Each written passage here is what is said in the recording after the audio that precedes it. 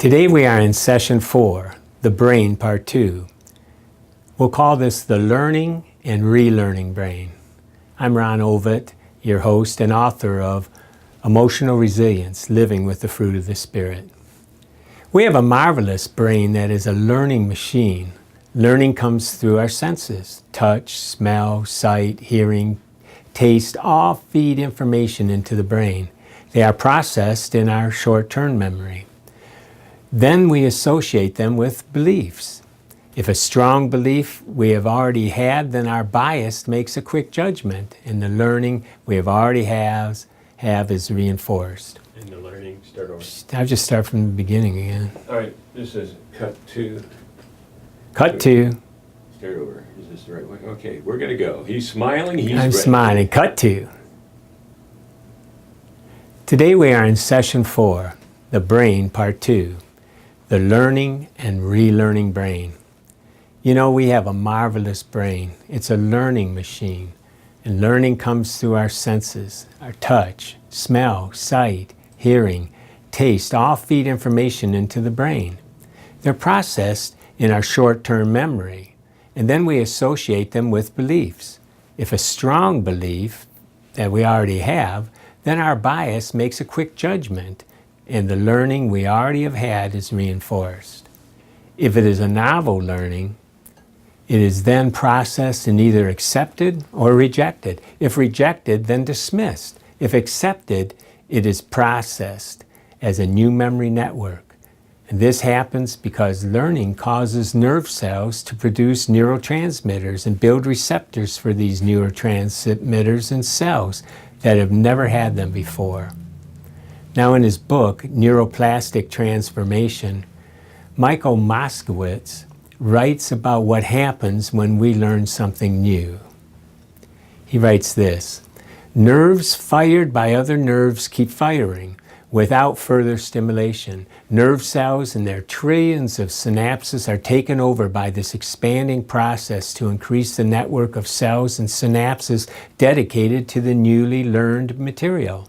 More myelin is laid down along the long processes of nerves to speed up transmission of electrical signals for the new expanding network. As new synapses are dedicated to newly learned ideas or activities, old synapses are taken apart. Regional brain function shifts to what is already being learned.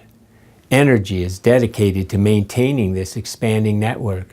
Actual anatomical and physiological and electrical changes happen in the brain.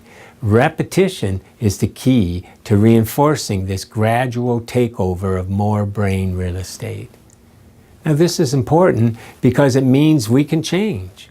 What was once thought that much of who we are was permanent and we were hopeless to change, we now know that we can change. One of the key components of the learning brain is the process of contemplation. This involves self-reflection, self-awareness, and emotional awareness. And if we're going to change, then we can use contemplation. But let's talk about learning. According to Dr. Benjamin Bloom, there are 3 domains of learning. The cognitive, which is knowledge, right? Our mental skills. Then there's the affective, the emotional. That's the growth in feelings or emotional areas, the attitudes and our self-concepts. Then there's the psychomotor. That's our manual or physical skills.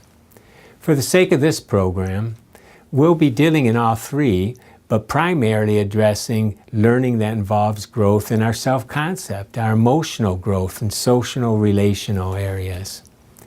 Emotions move us to change. The root word of emotion is to move. Our memories mold learning and help stabilize it. Finally, the more complex processes of analyzing, evaluation, and creating our process and help us take action. This aids in us being volitional, that is, making deliberate choices. It's volitional learning. The beauty of being human is that we have a relational learning brain. At birth, up through young adulthood, our brain is dependent upon healthy social relationships and positive learning situations in which to mature. In today's session, we'll focus on the prefrontal cortex region of the brain and its specific functions. emotional, social, and logical reasoning learning. Now, the prefrontal cortex region of the brain consists of 3 parts that affect our learning. And you don't have to memorize these, but it's important that you know how it works. The first is the orbital frontal cortex. Then there's the medial prefrontal cortex and the dorsolateral cortex. It moves up the prefrontal cortex. The first stage of learning is found in our orbital frontal cortex. It goes on from about birth to 8 years old. It's the lowest part of the prefrontal cortex. This part of the brain comes online at birth and is where we emotionally learn. This is emotional learning. It links emotions to expectancy and creates a plan of action. The OFC has learned emotionally how gratifying some things are and how repugnant, fearful, and miserable other things are. It's also where we emotionally learn false beliefs about ourselves based on our emotional experiences in childhood. When the amygdala sends an alarm signal, fight, flight, or freeze, the OFC helps decide what to do. It is the part of the brain in which we can later reimagine our emotional memories and emotionally relearn the truth about who we really are. That's part of our emotional relearning program. The second stage of learning is the social learning. It is found in the medial prefrontal cortex. It goes on from about age 8 to 11. This is the seat of the social brain. This is where we develop our sense of self and others, both cognitively and emotionally. This learning comes online in middle childhood, where it encodes all types of social knowledge. This is why so many of our early memories of becoming emotionally upset are from ages 8 to 11. It's when many children start drugs, drinking, and having emotional control issues. It is the social context of our core beliefs and create our self-regulation issues. It is at this age that many begin the process of developing various escapes. We develop personal perspectives and prejudices, trying to connect with those we love and admire and distancing ourselves from those that cause us pain or we distrust. We come up with our sense of self by age 8 or 9. This is emotionally learned, but in some cases can be highly inaccurate. Our sense of self then, whether accurate or inaccurate, becomes a self-definition that is cemented into place by repetitive experiences that reinforce and deepen these self-beliefs. The good news is that the brain has plasticity, which means it can change. It's constantly learning, therefore our sense of self can remain the same, or it can be modified and reconfigured by repetition of an experience with immense social and emotional meaning. This could be negative, as in drug use, or antisocial behavior or negative peer pressure, which takes us on this downhill spiral. But it can also be positive through love, spiritual experiences, and positive peer pressure. It is exciting to know that this part of the brain comes alive when we imagine, daydream, and rehearse possibilities and interactions with others. This is where we can make corrections to past negative self-beliefs and traits. We can emotionally relearn who we truly are. Now, the third stage of learning is the logical reasoning learning, and it's active in the dorsolateral prefrontal cortex. Again, you don't have to memorize the parts. From age 12 to about 22 is when this happens. This means that a child under the age of 12 is living with an emotional brain, not a sophisticated, logical, reasoning brain. Events were interpreted emotionally, leading us to immature beliefs about ourselves and the world. As adults, we need the prefrontal cortex to help us refocus on our true desire of our soul's true identity. They don't have to be soul yearnings anymore. We can start to believe that we are lovable and have worth, that we can be safe and comforted, that we were created with significance and have honor, that we have a purpose. We can use that part of our prefrontal cortex to learn how to regulate our emotions, to solve problems and plan for the future. This also is where we develop new thinking and get insight to see a different future, insight to correct the lies that we believe about ourselves. It's where we bring faith and allow our spiritual selves to work with our cognitions, allowing us to go from soul yearnings to soul fulfillment. Dr. Mark Lewis writes, post-traumatic stress disorders, depression, and anxiety disorders all hinge on an overactive amygdala yoked to the cortexes, specifically the OFC, appraisal of threat or loss, and a jumpy striatum intent on relief. These components of the motivational engine get installed before young people have a chance to develop a sophisticated and realistic guidance system based on the maturation of the prefrontal cortex, which is the bridge of the ship that's not fully tooled until early adulthood. The traumatized amygdala keeps signaling the likelihood of threat or rejection even when there is nothing of immediate concern in the environment. And the high whine of the whole motivational engine activates networks dedicated to finding safety, control, or relief as soon as possible. He continues, drug, booze, gambling, and porn take us out of ourselves. They focus our attention elsewhere.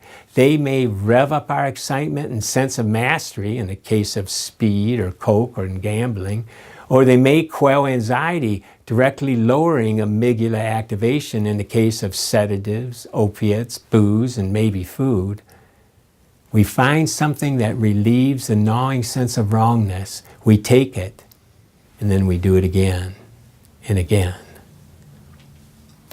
So let's talk about relearning, the relearning brain. This is key to our program. Today we know about the plasticity of the brain. What wires together fires together, but it doesn't have to stay that way. We now know that we can extinguish old pathways and create new pathways of thinking and reacting. Now, while plasticity can allow for positive changes, sometimes it can go wrong, right? The limbic system is integral to emotional resilience. We will spend a lot of time focusing on this part of the brain. Annie Hopper, author of Wired for Healing, Remapping the Brain to Recover from Chronic and Mysterious Illnesses, has coined the phrase limbic impairment. Now, she suggests that many factors can play a role in limbic impairment, including injury to body, environmental toxicity, one-time psychological trauma, and early childhood trauma. She writes, in healthy individuals, the limbic system serves as a protective gate to analyze and filter incoming stimuli and assigns a level of threat importance. However, when damaged, this filtering process can become impaired and alter the way that the brain and body interpret, encode, and respond to any sensory or emotional stimuli. The resulting cross-wiring or disorganization of neural circuits establish involuntary trauma patterns that overactivate threat, protective, and survival mechanisms. Neuroplasticity is the brain's ability to adapt and change itself and can be both positive and negative. In the case of a limbic system impairment, this neuroplastic or adaptive process can result in a wide variety of negative symptoms. This process happens in an unconscious level and keeps the brain and body stuck in trauma. Limbic system impairment is involved in a number of different illnesses such as depression, chronic fatigue syndrome, multiple chemical sensitivities, food sensitivities, chronic pain, anxiety, and many other chronic inflammatory illnesses. Now, that's a smaller percent of the people, but the emotional part covers a lot of us. She also writes on how this can be limbic system impairment can be reversed through neuroplasticity. Trauma can result in a limbic system impairment. The good news is that we can learn how to become aware of the unconscious reactions. I call that emotional recognition. We can learn to consciously interrupt the negative limbic reaction. I call that emotional regulation. And eventually rewire the brain back to normal functioning. I call that emotional relearning. It's exciting to see other scientists are supporting what we're doing. Michael Moxowitz, leading expert in neuroplasticity, writes in his book, Neuroplastic Transformation, Your Brain on Pain, He writes this: your brain changes automatically, instantly, efficiently, seamlessly, and constantly in response to changes in your body. The messengers are our senses, thoughts, beliefs, memories, emotions, and movement. It also changes in response to injuries, disease, traumatic events, and stressful situations. The changes we see can be positive or negative. Neuroplastic transformation is the treatment that uses the basic principles of neuroplasticity to change brain pathways back to normal function and anatomy. To accomplish this, we use thoughts, images, sensations, memories, soothing emotions, movement, and beliefs to harness the power of our brains. By learning principles of how our brain works, we can begin to use the conscious part of our brain to modify the experience of our life. This is so exciting. Moskowitz is saying that we can change the plasticity of our brain through neurostimulation, and you'll hear a lot about that. And this neurostimulation can happen through the use of thoughts, images, sensations, memories, soothing emotions, movement, and beliefs. That's the beauty of emotional resilience, living with the fruit of the Spirit. We'll use all of those things, and we can change the brain through the principles that we will be teaching. It also ties in the teaching of the Scriptures. We are told over and over again throughout the Bible that our thoughts, heart, imagination, memories, emotions, and beliefs help us live the way we should. We will look more at this when we come to our emotional relearning section. With the plasticity of the brain, we know how to rewire the way we think and respond to our environment. Hopper writes this: regardless of the combination of stressors which may have led to illnesses, addressing limbic system function is a key component in the recovery process and is often overlooked. When we place our focus and energy on rehabilitating the brain and correcting an unconscious stress response that is at the root of suffering, our bodies can regain the building blocks that are needed for healing. Now, God created the plasticity of the brain. Who better than God Himself to think of ways to help us change? The Apostle Paul in the Bible talks about letting God transform us. He says this: let God transform you into a new person by changing the way you think. That was 2,000 years ago. Again, he says, instead, let the Spirit renew your thoughts and attitudes. Later, he writes, fix your thoughts on what is true and honorable and right and pure and lovely and admirable. Think about things that are excellent and worthy of praise. God has created us in a marvelous way. As we'll see throughout this year, God uses His Spirit, the Scriptures, other people, the truth, and our physical brains to help us become all that He's created us to be. Today, my friends, there is hope.